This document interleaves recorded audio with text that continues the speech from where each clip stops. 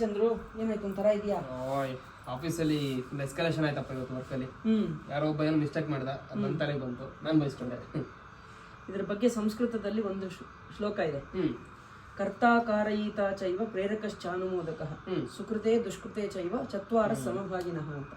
ಅಂದ್ರೆ ಯಾವ್ದಾದ್ರು ಒಳ್ಳೆ ಕೆಲಸ ಆಗಿರ್ಲಿ ಕೆಟ್ಟ ಕೆಲಸ ಆಗಿರ್ಲಿ 4 ಜನ ಪಾಲ್ದಾರರು ಇರ್ತಾರಂತೆ ಅದರ ರಿಸಲ್ಟಿಗೆ.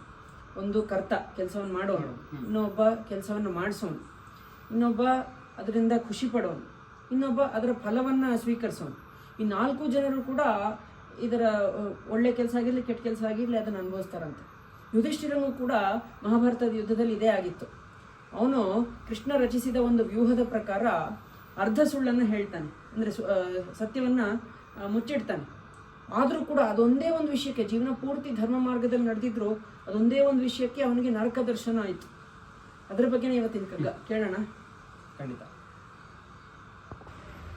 ನರಕ ತಪ್ಪಿತು ಧರ್ಮ ಜಂಗೆದಿಟ ಆದೊಡೆ, ನರಕ ದರ್ಶನ ದುಃಖ ತಪ್ಪದಾಯಿತಲ, ದುರಿತ ತರುವಾರು ನೆಟ್ಟುದು ನಿನಗ ಮುಂಟು ಫಲ, ಚಿರಋಣದ ಲೆಕ್ಕವದು ಮಂಕುತಿಮ್ಮ.